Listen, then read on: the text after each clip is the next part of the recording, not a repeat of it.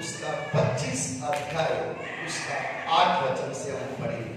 Exodus chapter 25 verse 8।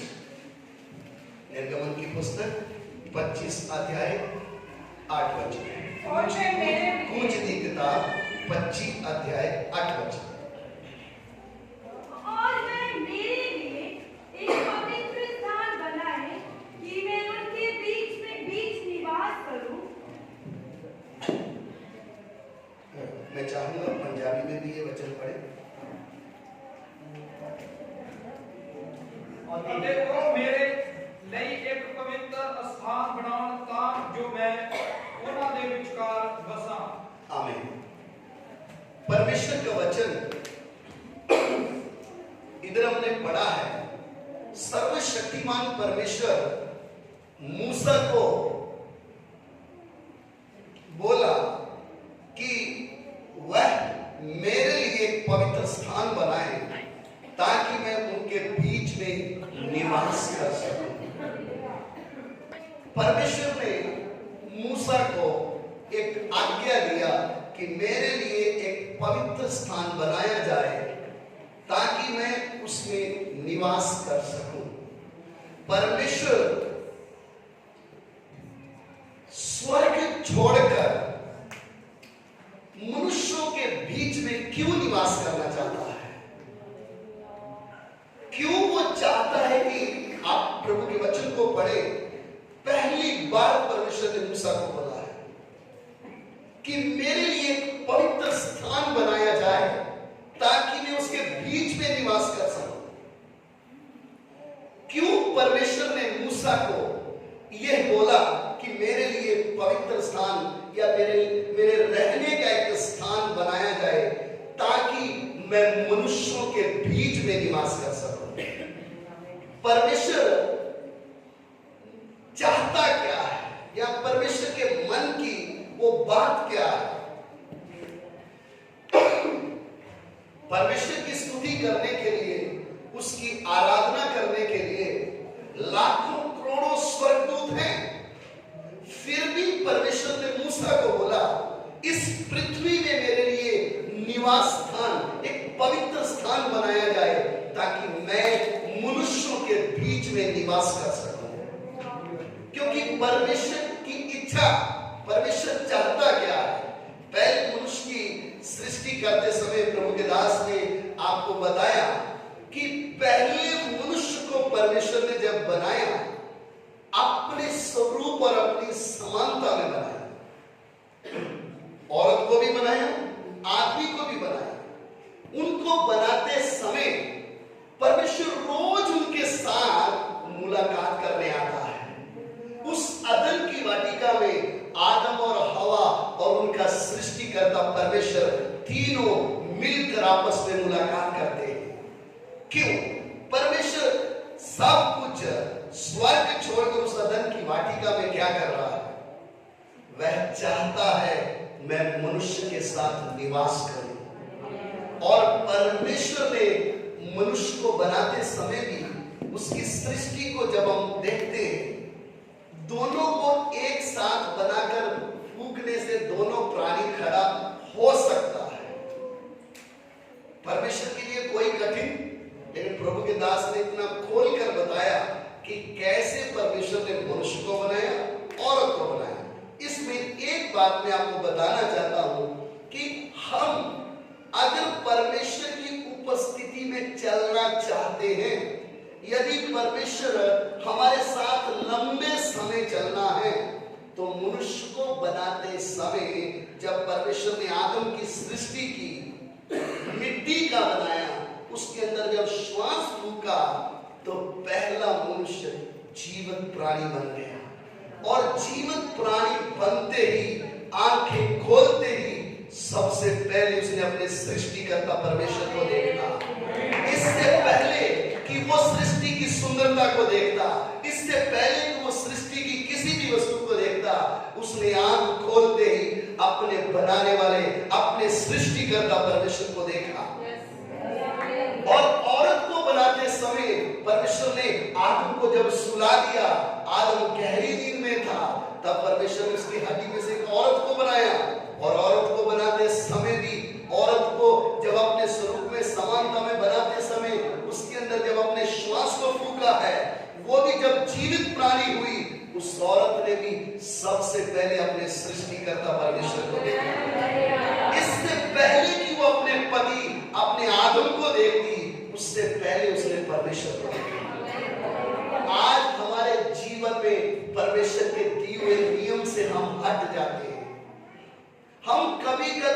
वो स्थान जो परमेश्वर को हमें देना चाहिए, हम अपने बच्चों को देते हैं, हम अपनी पत्नी को देते हैं, हम पति को देते हैं, लेकिन ये भूल जाते हैं इन सबको देने वाला मेरा सृष्टिकर्ता परमेश्वर है।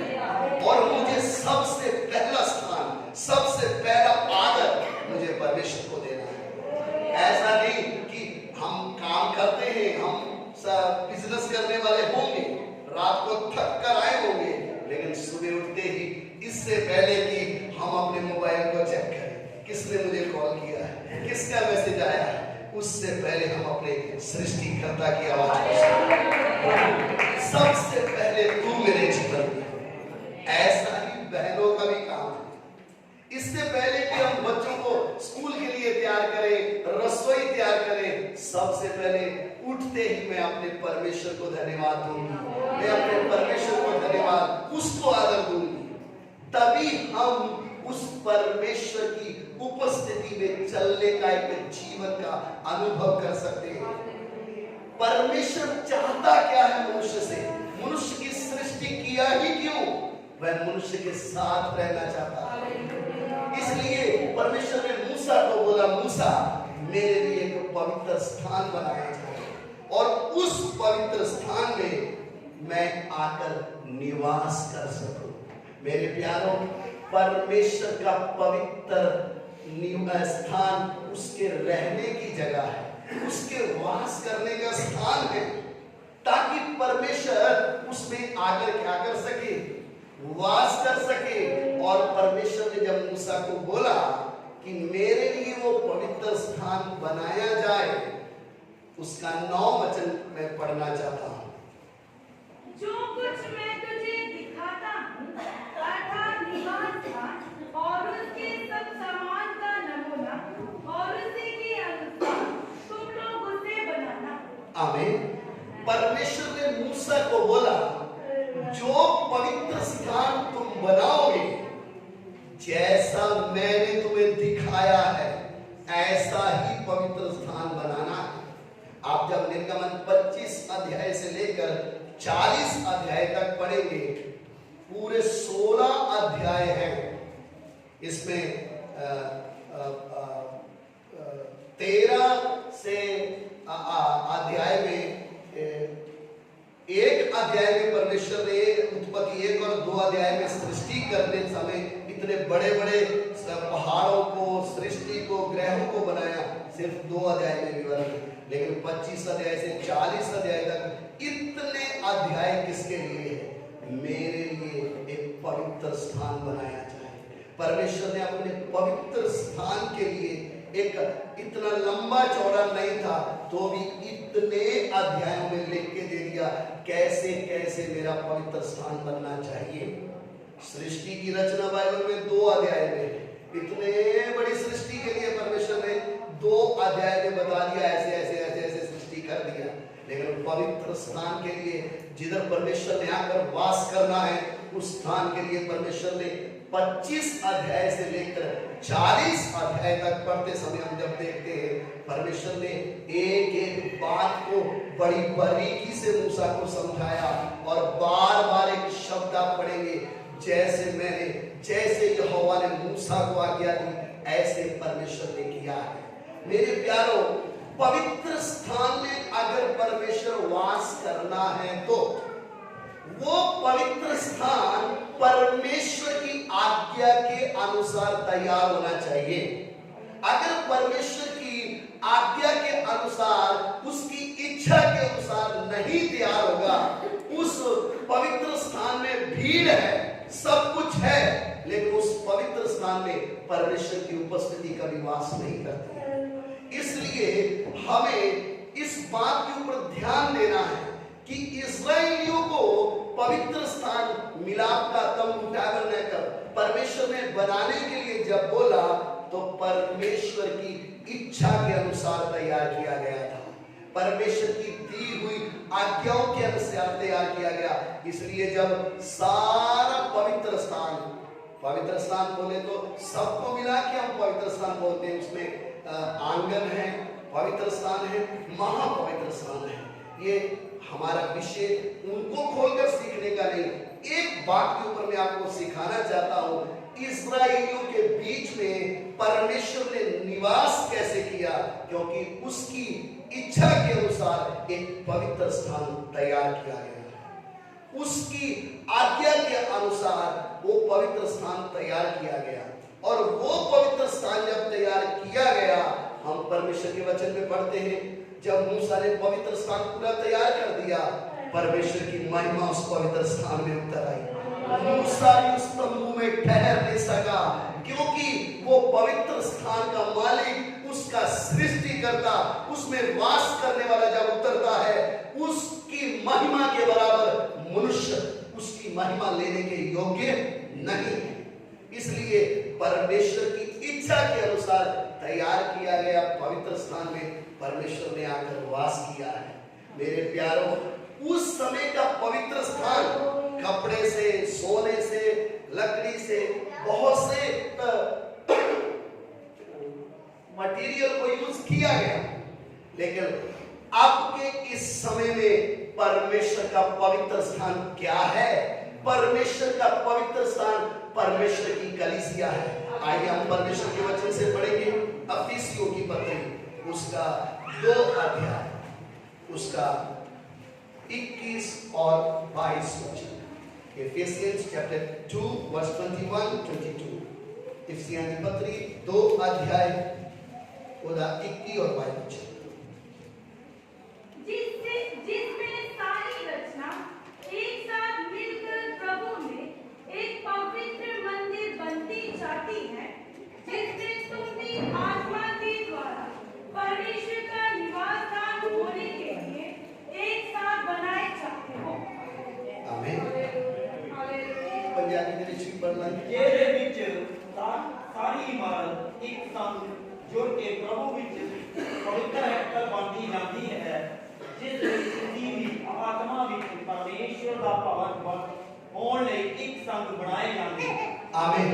इधर हमने परमेश्वर के वचन से पढ़ा, उस समय इस्राएलियों के लिए परमेश्वर ने एक पवित्र स्थान बनवाया ताकि परमेश्वर उनके बीच में आकर निवास कर सके।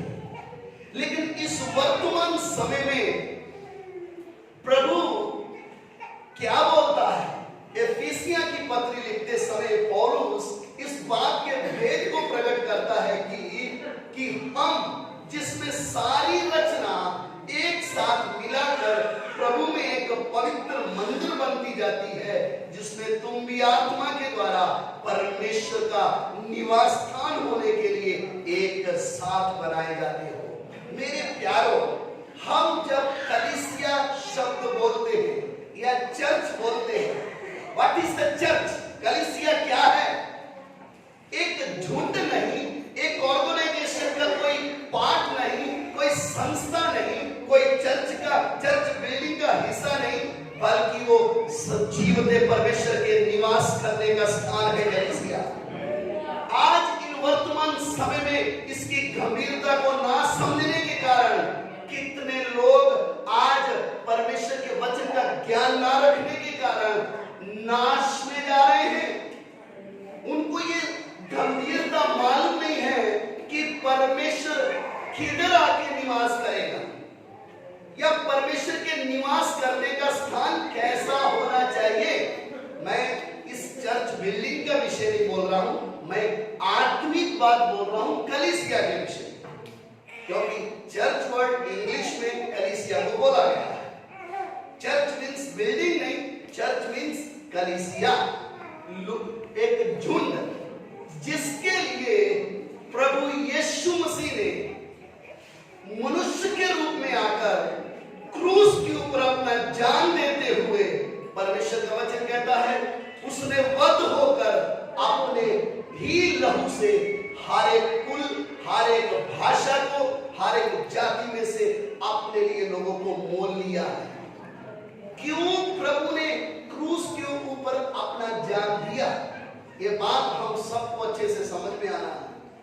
अगर हमें ये समझ में नहीं आएगा तो हम उस गंभीरता को समझ नहीं पाएंगे। हमें लगेगा चलो किधर भी जाना है, कहीं भी चलेगा, सब चर्च ही है। मैं ये बात आपको साफ बोलता हूँ, हर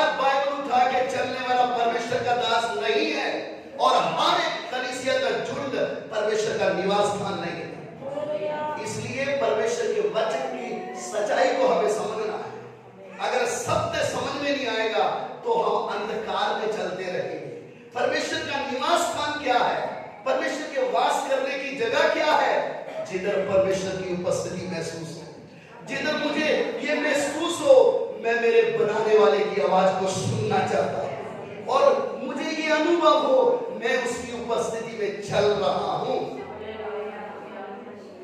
अंधभक्ति नहीं बल्कि विश्वास के द्वारा मैं परमेश्वर के पीछे चलता हूं।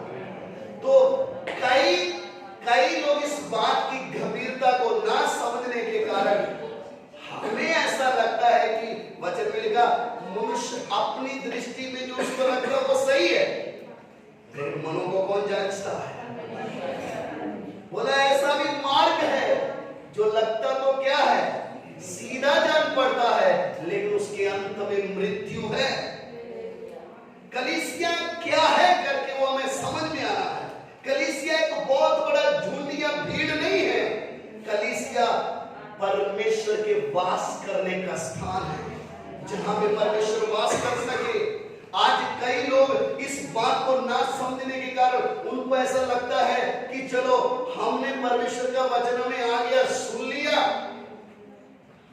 पास्टर के साथ 2 बार गए, चाय और बिस्किट लोगों ने खिलाया, लोगों को उनको समझ में आ गया भैया सारा दिन मजदूरी करना धंधा करने से अच्छा है सफेद पजामा कुर्ता सिलाएंगे, बाइबल तो हमारे पास है ही, हम भी क्या बन जाएंगे पास्टर बन जाएंगे। आप अपनी मर्जी से पास्टर बन जाओ, अपोस्टल बन जाओ, भविष्यद्वक्ता बन जाओ, लेकिन परमेश्वर के पवित्र स्थान की तैयारी परमेश्वर की इच्छा के अनुसार होगी। वो आपको करना नहीं आएगा, वो उसी को करना आएगा जिसको उसने अभिषेक किया है, जिसको उसने दर्शन दिया है, जिसको उसने भेजा है, वो ही कलीसिया की तैयारी कर पाएगा। प्रभु में आना बड़ी बात नहीं है। कितने लोग यीशु के नाम से कितना कुछ ले रहे हैं, प्रभु में आने के बाद लोगों को क्या क्या इस संसार की आशीष क्या क्या चाहिए, बहुत सी दुकानें खुल गई हैं, आप किधर भी जाकर उधर से ले सकते हैं, किधर भी जाकर आपकी मनोकामना पूरी हो जाएगी। आप देखो आपके आसपास ही बहुत भीड़ इकट्ठी हो रही है, क्यों? उनको नाशवान वस्तुएं चाहिए, उनको परमेश्वर का निवास स्थान क्या है वो समझ में नहीं आएगा। उनको यही चाहिए मैं इस पृथ्वी में कैसे भी अमीर होना चाहिए, मुझे कैसे भी इस पृथ्वी में मेरा छोटा घर है तो बड़ा हो जाना चाहिए, मेरे को 20,000 सैलरी है तो 40 हो जानी चाहिए। मैं आपसे पूछता हूं जिसकी 40,000 सैलरी उसको पूछना वो क्या बोलेगा? ऐसा बोलेगा बस आज 50,000 नहीं होना चाहिए प्रभु तेरा धन्यवाद, ऐसा बोलेगा? थोड़ी हवा आ गई उसके कान में कि इसकी सैलरी बढ़ने वाली तो ये तो अंदर ही अंदर क्या हो जाएगा, ये खुश हो जाएगा, ओ प्रभु की ब्लेसिंग आने वाली है। मेरे प्यारों इस संसार में आप 1 लाख भी एक महीने का कमाएंगे, पेट कभी भरने वाला नहीं है। इस संसार में आप बंगले में भी सो जाओ तो भी आपको चैन आने वाला नहीं है। लेकिन आपको जो खोजने वाली बात क्या है, आज लोग क्या बोलते हमें प्रभु आशीष नहीं देता, आशीष नहीं देता। वचन को खोलकर पढ़िए, अगर उसने आपको अपने आपके पाप क्षमा करके अपने लहू से धोया है, सबसे बड़ी आशीष आपके लिए यही है। जो आपके जीवन में आपका ये काम आपके रिश्तेदार नहीं कर सकते थे, जो आपके जीवन में ये काम आपके भाई बंधु नहीं कर सकते थे, जो काम आपका रिश्तेदार या आपके पहचान वाले आपके समाज वाले नहीं कर सकते थे, वो प्रभु यीशु मसीह ने आपके जीवन में किया है। उसने हमारे भूतकाल को मिटाया है। अगर हमारा भूतकाल हमारे साथ होता तो आज आप परमेश्वर की स्तुति ना कर पाते। दुनिया को देखिए वो किधर है, उनको यही चिंता सताती है पिछले जन्म के पाप होंगे, हमारे पितरों के पाप होंगे, लेकिन प्रभु यीशु मसीह का वचन क्या कहता है? उसने हमारे सारे पापों को धोकर शुद्ध कर दिया। धन्य वही है जिसके पाप उसने क्षमा कर दिए, यहोवा उसका लेखा उससे ना ले। मेरे प्यारों आपको और मुझे आशीष देना नहीं, हम ऑलरेडी ब्लेस्ड हैं, हम आशीष पाए हुए लोग हैं, इसलिए हमें आशीष मांगने की जरूरत नहीं, उसने हमें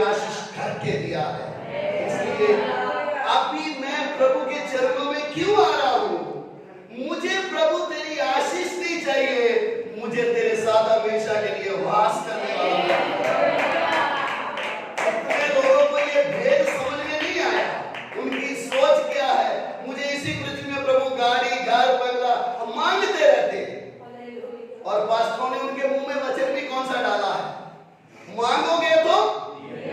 इसलिए वो राजा का बेटा होते हुए भी भिखारी बन चुके हैं। सुबह मांगते हैं, दोपहर को मांगते हैं, रात को मांगते हैं, किसी के सामने भी मांगते हैं। अरे वचन पढ़िएगा, आप कौन हैं? आप आने वाले दिनों में इस पृथ्वी के अधिकारी होने वाले हैं। आपको मांगने की जरूरत नहीं है। आप और अभी तक भिखारी का जीवन जी रहे हैं, आपका बाप एक राजा है। हम इस पृथ्वी के वारिस हैं, हमें मांगने की जरूरत नहीं। इसलिए मेरे प्यारों, हम परमेश्वर का निवास स्थान होने के लिए हैं। परमेश्वर का निवास स्थान बोले तो परमेश्वर मेरे जीवन में वास करना है। परमेश्वर वास करना है तो इस निवास स्थान को पवित्र करके रखना है। क्योंकि परमेश्वर का वचन पहला पत्रस 1:15 में लिखा है, जैसे तुम्हारा बुलाने वाला पवित्र है, ऐसे ही तुम अपनी सारे चाल चलन में पवित्र बन जाओ। परमेश्वर किधर वास करता है? हर स्थान में वो पवित्र स्थान में वास करता है। कलीसिया बोले तो नाचने की जगह नहीं, हुल्लड़ मचाने की जगह नहीं, डांस करने की जगह नहीं, ज्यादा लोगों को उत्साह देकर जोश दिलाने की जगह नहीं। कलीसिया परमेश्वर को दिखाने की जगह है। इस पृथ्वी में कलीसिया क्यों है? ध्यान दीजिए अच्छी तरह। कलीसिया क्यों इस पृथ्वी में है?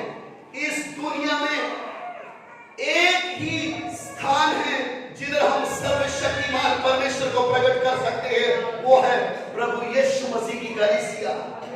क्योंकि इस दुनिया में अनेक धर्म है, जाति है, लेकिन सर्वशक्तिमान परमेश्वर बोले तो यीशु मसीह के अलावा इस दुनिया में और कोई परमेश्वर है ही नहीं, मेरा विश्वास। इसलिए कलीसिया के बिना किसी को परमेश्वर के बारे में मालूम नहीं हो सकता है। इसलिए हम कितनी बार प्रभु के पीछे चलते समय अपनी मनमर्जी करते हैं, अपनी इच्छा से जीते हैं। इसलिए परमेश्वर की उपस्थिति का अनुभव हमें नहीं होता है। जिस क्षण मुझे ये समझ में आ गया, इस स्थान को पवित्र करने के लिए स्वर्ग छोड़कर प्रभु यीशु मसीह को कीमत देना पड़ा। आज मुझे इसको पवित्र रखने के लिए भी कीमत देना है। मुझे पवित्र स्थान बनाने के लिए यीशु मसीह ने अपना पवित्र लहू बहाया है। आज मुझे भी इसको पवित्र रखने के लिए अपनी इच्छाओं को छोड़ना होगा, अपनी अभिलाषाओं को छोड़ना होगा। संसार की ओर ना देखते हुए हमारे यीशु मसीह की ओर देखना है, जो हमें लेने के लिए आ रहा है। कलीसिया इस पृथ्वी में सदा रहने वाली नहीं है। हम सुनते तो हैं, आज हमें कोई पूछेगा प्रभु के साथ जाना है, हाँ मैं भी जाना है, लेकिन जाने वाले की तैयारी से पता चलता है कि ये जाने वाला है। अभी मुझे भी जाना है थोड़ी देर के बाद। मेरे बैग पैक होते ही घर वालों को पता चल जाएगा ये अब रुकने वाला। इस संसार को हमारे जीवन से ये पता चलना चाहिए ये इधर का नहीं है। अगर हम भी इस संसार के लोगों की तरह जीने की सोचेंगे तो उनमें और हम में क्या नहीं फर्क नहीं, उनमें और हम में एक बड़ा फर्क दिखाई देना है। हम अपनी तैयारी के लिए इधर हैं, दुनिया इधर ऐश्वर्य के लिए जी रही है, लेकिन मैं अपने परमेश्वर के साथ अनंत काल तक रहने के लिए जा रहा हूं। मैं सदा रहने वाला नहीं हूं। उस तैयारी से पता चलता है। मेरे प्यारों, मसीह यीशु ने हमें अपने लहू से क्यों मोल लिया, क्यों उसने हमें अपना निवास स्थान बनाया है? वो चाहता है अनंत काल तक कलीसिया उसके साथ रह सके। इस पृथ्वी में जो कुछ भी हमने कमा लिया, खा लिया, जमा कर लिया, वो आपके पड़ोसी के लिए है। मुझे कितनी बार नया गाड़ी छुड़ाने के लिए प्रार्थना करने के लिए बुलाते हैं। मैं बोलता हूँ प्रभु इस गाड़ी के लिए तेरा क्या है, धन्यवाद। लेकिन उस भाई को मैं बोलता हूँ याद रखना, आज यीशु आएगा तो आपके पड़ोसी को बता के रखना ये उसी के काम आने वाले, ये आपके काम आएगी नहीं। हमारी कलीसिया में जिसने बपतिस्मा नहीं लिया, उधार नहीं पाया, मैं उसको भी बोला चर्च की चाबी आप ही रखना, आप पीछे इधर ही रहने वाले हैं, हक से बोलना ये हमारा है, हम तो चले जाएंगे, हम इस पृथ्वी के लिए नहीं है, हम अपने पिता के साथ रहने के लिए। इसलिए मेरे प्यारों हमेशा इस बात को याद रखना है, आपके गांव में आप अकेले हो सकते हैं, आपके शहर में आप अकेले विश्वासी हो सकते हैं, आपके मोहल्ले में आप अकेले विश्वासी हो सकते हैं। इधर उधर की खबरें सुनकर डरने की जरूरत, आप हो कौन आपको मालूम होना चाहिए। मैं परमेश्वर का निवास स्थान हूं, सृष्टि का मालिक मेरे अंदर वास करता है, मेरा परमेश्वर मेरे साथ है। मरुभूमि के अंधकार से न डरूंगा मैं कभी भी, मरुभूमि के अंधकार से न डरूंगा मैं कभी भी, क्योंकि तू मेरे साथ